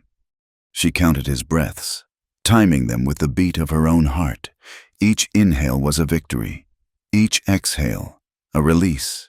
She was tethering him to the world, breath by breath. She watched the lamplight flicker and dance, casting long shadows on the walls, and waited for the dawn. It came slowly, a gradual leaking of gray light into the room, chasing the shadows into the corners. The world outside began to stir with the first chirps of birds and the distant whistle of the early morning train. The lamp had burned itself out, and in the cool, clean light of the new day, the room looked stark and raw. The bloodstains on the floor, the discarded, bloody rags, it was all real. Gabe's breathing changed. It grew deeper, more regular. His eyelids fluttered. Mara leaned forward, her heart catching in her throat, her entire being focused on him. He opened his eyes. The fever had broken, and the pain had receded, leaving them clear and calm. They were the color of a morning sky after a storm. He looked around the room, taking in the morning light, and then his gaze found her. He saw her there, still in her torn and bloodied dress, her face pale with exhaustion, her dark hair a tangled halo around her head. He saw that she had not left his side for a single moment. A small, faint smile touched his lips, a sight so rare it was like seeing a desert bloom. His voice was still weak, but it was clear. "You're still here," he said. It was not a question, but a statement of profound wonder. A lifetime of people leaving, of being left behind, was packed into those 3 words. Mara met his gaze, and the weariness of the long night fell away. All the fear, all the pain, all the uncertainty of their lives was burned away in the quiet intensity of that look. She reached out and took his hand, her small fingers lacing through his larger, calloused ones. "Always," she replied, her voice soft but absolute. And in the quiet dawn of the little room, surrounded by the wreckage of the past, that single word was a promise that rebuilt the world. The weeks that followed were a quiet, hazy dream of healing. The storm had passed, leaving behind a wreckage that had to be cleared in the dead of night, under the cold, indifferent light of the moon. Gabe, his arm bound tightly to his chest, directed Mara with low, clipped commands. Together, they dealt with the grim aftermath, the town of Hollow Bend, waking the next morning to the news of a violent confrontation, chose a path of collective, willful ignorance. The sheriff was a day's ride away, and 3 fewer dangerous men in the world was not a matter for official inquiry. Mrs. Gable. pale and shaken. Accepted Gabe's payment of 3 months' rent in advance and asked no questions. The silence of the plains had a way of swallowing secrets, and the town was content to let it. Life settled into a new, quiet rhythm, dictated by the slow, arduous process of Gabe's recovery. For a man accustomed to absolute self-reliance, the helplessness was a special kind of torment. He spent the first week mostly confined to the bed, feverish and weak, adrift on a gray sea of pain. In this state, he was completely in Mara's care. She became his hands, his legs, his memory. She changed his bandages, her touch gentle and sure, her face a mask of fierce concentration. She spoon-fed him broth she made from their 2 scrawny hens, her voice a low, constant murmur of encouragement. She read to him from a tattered copy of a novel someone had left behind, her soft voice filling the long, quiet hours. A thread of sound he clung to in the darkness. After 2 weeks, he was able to move. First just to the chair by the window, and then, with the aid of a rough-hewn crutch, he fashioned himself. He could limp around their 2 small rooms. He was a caged lion, his frustration a low, simmering heat beneath the surface. He would watch from the window as Mara went about her chores, his jaw tight as she hauled buckets of water from the pump or carried in an armload of firewood. He hated his weakness. He hated that she had to do the work of 2. But Mara didn't see it as work. She saw it as a purpose. The terror of her flight and the violence of that night had been burned away, leaving behind a core of strength she never knew she possessed. She had faced the worst the world could throw at her and had not broken. Now, caring for Gabe was not a burden. It was an act of creation. She was rebuilding him. And in doing so, she was rebuilding herself. A quiet joy began to bloom in her, as tenacious and as surprising as the wildflower she had once picked. She started to hum as she worked, simple, tuneless melodies that filled their rooms with a soft, peaceful sound. One afternoon, as she stood by the hearth stirring a pot of stew, the aroma filling the air, she looked over at him, sitting in his chair, and a real, genuine smile lit up her face. He caught her looking, and the smile widened. It was the first time he had seen her truly happy, and the sight was like the sun breaking through a month of clouds, so bright it almost hurt to look at. Their 2 rooms, once a Spartan refuge and a grim fortress, slowly transformed into a home. The invisible line between his room and hers dissolved. His bed was where he slept to heal. The cot in her room became a place to store blankets and supplies. They lived in the space between. One day, Mara took a bucket of lye and water and scrubbed the floorboards until the dark, grim stains of the fight were faded to mere ghosts of memory. "The walls are next," she declared, her hands on her hips, a smudge of dirt on her nose. Gabe raised an eyebrow. "What's wrong with the walls?" "They're sad," she said simply. The next day, he bartered his spare hunting knife at the general store for 2 large cans of whitewash and a pair of brushes. The work was slow. He could only do the low parts, sitting on a stool, his bad arm held carefully at his side. Mara, nimble and sure-footed, climbed on a chair to paint the high corners. They worked in a comfortable silence, the only sounds the scrape of their brushes and their soft breathing. The fresh, clean smell of the paint filled the air, covering the old, stale sense of loneliness and fear. At one point, she reached down to dip her brush and accidentally flicked a white droplet onto his cheek. He froze, and she held her breath, worried she had crossed a line. He slowly reached up, touched the spot, then looked at the white paint on his finger. Then, he deliberately reached out and drew a white stripe down her nose. She gasped, then broke into a peal of laughter, a sound so clear and lovely it seemed to make the fresh paint brighter. They did not speak of love.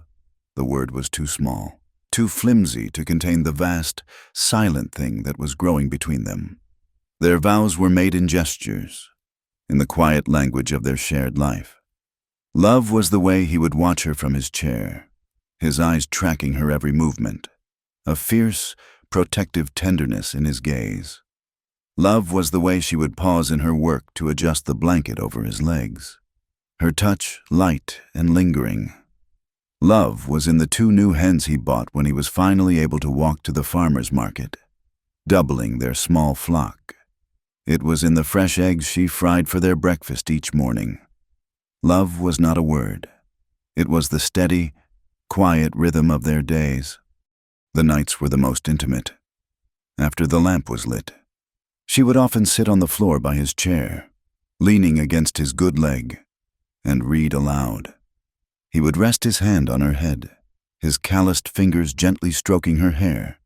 Sometimes they would just sit in silence, watching the fire, their shoulders barely touching, and feel more connected than any 2 people speaking. They did not share a bed. Not yet. The physical boundary was a line of respect he would not cross until he was whole, until he could come to her not as a patient, but as a man. But the emotional space between them had vanished completely. They were 2 halves of a single, mended soul. One night, weeks after the attack, a storm blew in, a mirror of the one that had first brought her to his door. The wind howled around the corners of the boarding house, and a hard, driving rain beat against the window pane. The sound that had once been the soundtrack to her terror was now just a sound. A wild music playing outside the warm, safe walls of their home. A log in the fireplace popped, sending a shower of orange sparks up the chimney. Gabe sat in his chair, his shoulder healing but still stiff, his crutch leaning against the wall beside him. Mara rose from her spot on the floor and walked to the window. The curtain she had pulled that first night was gone, replaced by a new one she had stitched herself from a clean flour sack. It was simple and plain, but it was hers. She stood there for a long time, looking out at the darkness, at the sheets of rain made visible by the light from their window. She reached out and rested her hand on the glass, feeling the cold vibration of the storm outside. Her other hand gently stroked the rough fabric of the curtain. Gabe watched her, a question in his eyes. She spoke without turning around, her voice a low, soft murmur, almost lost in the sound of the rain. "When I first pulled the curtain," she said, her voice catching slightly on the memory, "it was to hide. I was so afraid. I just wanted to shut the world out, to disappear." She paused, tracing a pattern on the cool, damp glass. "Tonight," she whispered, turning to look at him, her eyes luminous in the firelight. "I pull it to keep you inside." The simple words landed in the quiet room with the weight of a sacrament. She was not just closing a curtain against the rain. She was drawing a line around their world, around him, around the life they had built from ashes. She was no longer the one seeking refuge. She was the one providing it. Gabe looked at her, and his heart, a thing he had thought long dead and buried, felt as if it would break with the sheer, painful beauty of her words. He was a man of scars, of violence, of long, lonely roads. He had never had a place to be kept. He had never had a person who wanted to keep him. He pushed himself out of his chair and walked to her, his limp barely noticeable now. He came to stand behind her, so close she could feel the warmth of his body.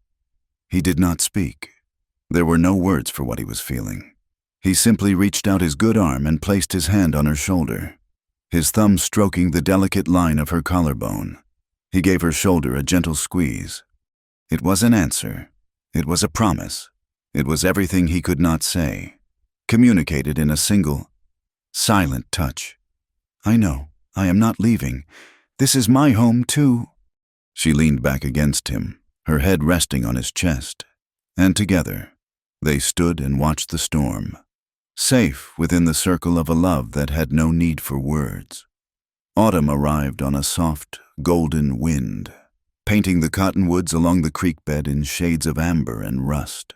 The relentless heat of summer had finally broken, replaced by cool, crisp mornings and long, mellow afternoons. In the 2 small rooms at the end of the hall, the transformation was complete. The scent of whitewash and clean linen had permanently replaced the old ghosts of dust and fear. Life had settled into a gentle, domestic grace, a quiet miracle built day by day. Gabe was whole again, The wound in his shoulder had healed into a puckered, angry scar, another mark on the roadmap of his life. But this one was different. It was a scar that had been tended by loving hands, a wound that had healed not just his body, but a deeper, older injury in his soul. The crutch leaned forgotten in a corner, and he moved now with his old, deliberate strength. But the haunted, watchful stillness in his eyes had been replaced by a quiet, steady peace. He no longer spent his days staring south. His world, his entire horizon, was now contained within these four walls. One morning, just as the sun was cresting the plains, casting long, gentle fingers of light across the landscape, Mara stood by the window. In her hands, she held her latest creation. Over the past few weeks, she had spent the evenings by the fire, a needle and thread moving deftly in her nimble fingers. She had traded a dozen eggs for a length of soft, unbleached cotton at the general store, and from it, she had fashioned a new curtain. It was simple, but it was beautiful. Along the hem, she had stitched a delicate, winding vine of green thread, with tiny, star-like yellow flowers. It was a pattern from her memory, a design her mother used to stitch on her pillowcases. It was a piece of her past, not the dark, fearful part, but the gentle, loving part, brought forward into her new life. With a quiet sense of ceremony, she took down the old, plain flour sack curtain and carefully hung the new one in its place. The morning light filtered through the soft cotton, and the little embroidered flowers seemed to glow with a life of their own, casting a warm, cheerful pattern on the floorboards. She stepped back, her head tilted, a soft, satisfied smile on her lips. It was more than a curtain. It was a statement, a flag planted in the rich soil of the life they were building. Gabe had been watching her from the doorway, leaning against the frame, a mug of coffee cradled in his hands. He watched the way the morning light caught in her hair, the quiet pride in her posture as she admired her handiwork. He felt a now familiar tightening in his chest, a feeling so full of warmth and tenderness it was almost a physical ache. He had lived his life in a world of harsh, ugly necessities, and this small, simple act of beauty was a language he was only just beginning to learn, but one his heart understood perfectly. He said nothing. Instead, he walked over to the peg by the door where his gun belt usually hung. Next to it, on another peg, was his hat. It was an old hat, a dusty felt Stetson, stained with the sweat of 1,000 miles and the rain of a dozen different territories. It was creased and battered, the brim slightly misshapen from being used as a pillow on the hard ground more times than he could count. That hat was the symbol of his old life. It was the only roof he'd had for years, the companion of his long, solitary journey. He lifted it from the peg. For a moment, he just held it in his hands, running his thumb over the worn, dusty brim. He thought of all the places it had been, all the things it had seen. He thought of the man he had been when he wore it, a ghost, a wanderer, a man with no anchor and no harbor. Then, he walked over to the newly curtained window. Just beneath the sill, there was an old, unused nail in the wall. With a slow, deliberate movement, he hung the hat on the nail. It was a final, silent declaration. The wanderer was done wandering. The hat, the symbol of his endless journey, was now a part of the home. He was not just staying for a season, he was staying for a lifetime. Mara turned from the window and saw the hat. Her breath caught. She looked from the dusty, road-worn felt to his steady, quiet face. She saw the meaning in the gesture as clearly as if he had shouted it from the rooftops. Her eyes filled with tears, not of sorrow, but of a joy so profound it was almost painful.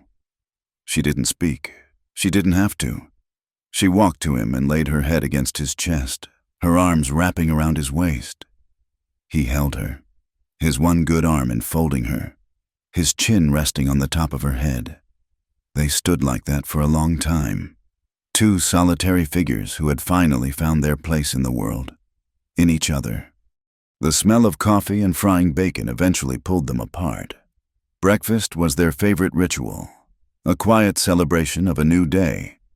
They moved around the small space in a familiar, comfortable dance. He poured the coffee while she turned the bacon. They sat at the small table, their knees almost touching, the morning sun streaming through the new curtain, bathing them in a soft, golden light. The silence between them was no longer empty. It was full, rich with unspoken understanding, with shared memories, with the quiet certainty of their love. He reached for the coffee pot to refill his mug at the same moment she reached for it to refill hers. Their hands met over the handle. His large, scarred hand covered her small, slender one. It was a simple touch, accidental yet inevitable. Neither of them pulled away. The warmth of his skin against hers sent a shiver through her. She looked up at him, her heart in her eyes, the memories of the past few months, the terror and the healing, the quiet joy and the slow, steady building of this life, all seemed to coalesce in this one simple moment. She thought of that first night, of the terrified, broken girl she had been, cowering in the dark. She thought of his silent, unyielding presence, the first flicker of safety she had felt in an eternity. Her voice, when she spoke, was a whisper, a breath of sound meant only for him. "I once asked to hide under your coat." The words hung in the air between them, a tender acknowledgement of the journey they had taken. She had come to him seeking a physical shield from the world, a temporary hiding place. Gabe looked at her. He truly looked at her. His gray eyes, once so cold and distant, now filled with a warmth that was more potent than the sun. He saw the woman she had become, strong, brave, full of a quiet, resilient light. He saw his home. He saw his heart. He leaned forward slightly, his gaze holding hers, his thumb gently stroking the back of her hand. His voice was a low, soft rumble, a sound that vibrated right through her, a declaration more powerful than any shout, more binding than any written vow. "Now you're right here in my heart." The words were a key, unlocking the last, guarded chamber of her soul. A single, perfect tear escaped her eye and traced a path down her cheek. This was it. This was the end of the running, the end of the hiding. This was the beginning of everything. Outside the window, the sun climbed higher, its light pouring through the new curtain, illuminating the dust motes dancing in the air like tiny, golden promises. The two scrawny hens clucked in their coop, and from the town, the distant, cheerful sound of a blacksmith's hammer rang out, signaling the start of a new, ordinary day. But for the man and woman in the small room, it was the first day of the rest of their lives. The story had only just begun. Thank you so much for listening to our story. We'd love to know where in the world you're tuning in from, so please leave a comment below to say hello and share your thoughts. If you enjoyed this tale, please consider subscribing to our channel, Wild West Stories 1850, and give this video a like. And to help this story reach more listeners, please support us by hitting the hype button. We appreciate every one of you.